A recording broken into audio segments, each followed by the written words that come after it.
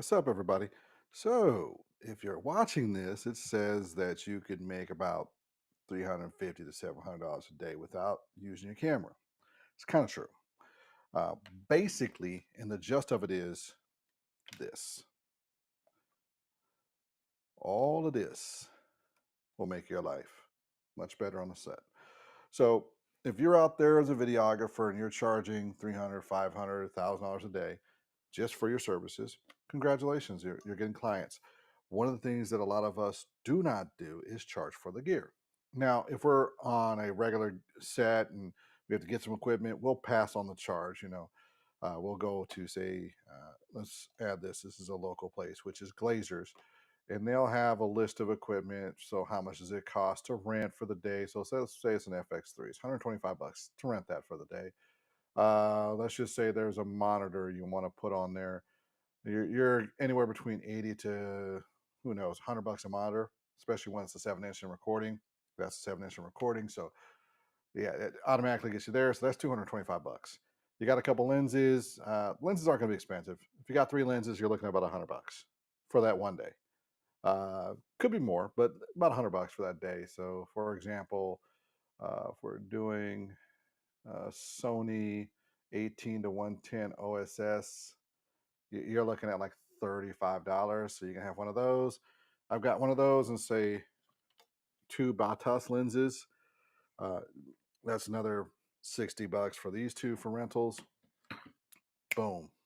Now you're looking at almost $300 right there. Now you still got tripods, ND filters, and a bunch of other stuff that consists of your equipment set. So you start around 350 for the rental for a setup like that for your Canon R, your R5. Really doesn't even matter. All the stuff that you are bringing out to the set should have a little bit of a rental fee on it. It doesn't even have to be a whole lot. Sometimes a client can't afford much for it. They can afford shooting, but they can't afford your equipment. Still line item it at full price and then discount it down. So, for example, if you were doing a shoot and you're going to charge them $350 for the equipment, charge them for the equipment. I just recently did that for one of my clients who really had no budget, but they had a great opportunity for me, and the budget really wouldn't matter. So, Seattle Sports Commission does a red carpet.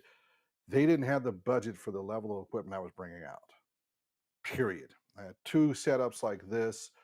I rank those out for like the combo right around $800 for both, and they're rigged completely. So shotgun microphones, ND filters, matte boxes, high end lenses, and I usually charge that much. Tripods, the lighting, and all the rest.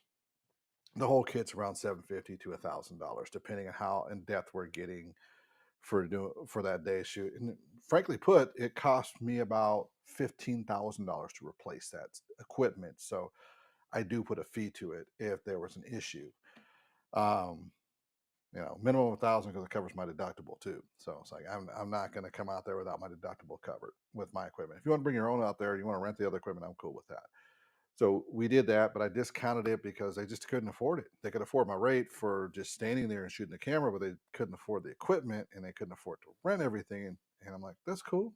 We'll just move forward. And I've worked with this client several times, and sometimes they have like a gigantic budget and works great for me. Other times they don't. And by the way, don't be a jerk to your clients. Always be nice to your clients. Sometimes they've got a shoot and there's an up and coming person who's really pushing for their opportunity, and they'll come in and undercut you for price, or they'll literally be like, they have $1,000 for the day for the shoot. You would normally charge them 2,500, or say like 1,700 for the day. Get rid of the equipment charge. Give them a reason to stick with you. They know you'll work with them. They also know you had to write that off for that day, and they'll continue to respect you and most likely want to work with you again. So just remember, you can always treat your clients good. But basically, that's how you're going to make your money. If you're making 500 to 1,000 a day just off of who you are, that's awesome. I'm proud of you. That's the way it's supposed to be.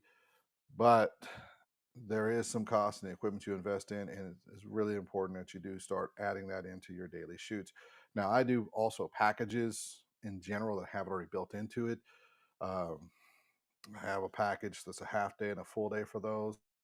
And it really makes the client know what they're getting every single time when I come in the door. Their producers, their creative teams know what they're going to get. I really love the fact that I can have a hard drive already on the back of this. This is part's awesome. So a lot of times they'll give me a hard drive to work with, slide it in, get ready to go, put it back into a case, and they're ready to start editing right away. And that's the beauty of the Atomos system, but just in general, having a nice solid rig and they know what you're going to come with. They generally have the memory card for you if they've worked with you 2 or 3 or 4 times. And you just slide in, slide out, have a good day. Everybody's happy. Now, if you're the one doing editing later or you have another editing team, that can be a little bit more additional work. But I'm just talking when you're coming in for that day and you're helping out the creative team because, frankly, they've got a great creative team, but they're not going to pay for a camera person to sit around for the whole month and do 4 shoots. That's where we come in. We come in for the days they need us, and then when they don't need us, we're not there. Simple as that.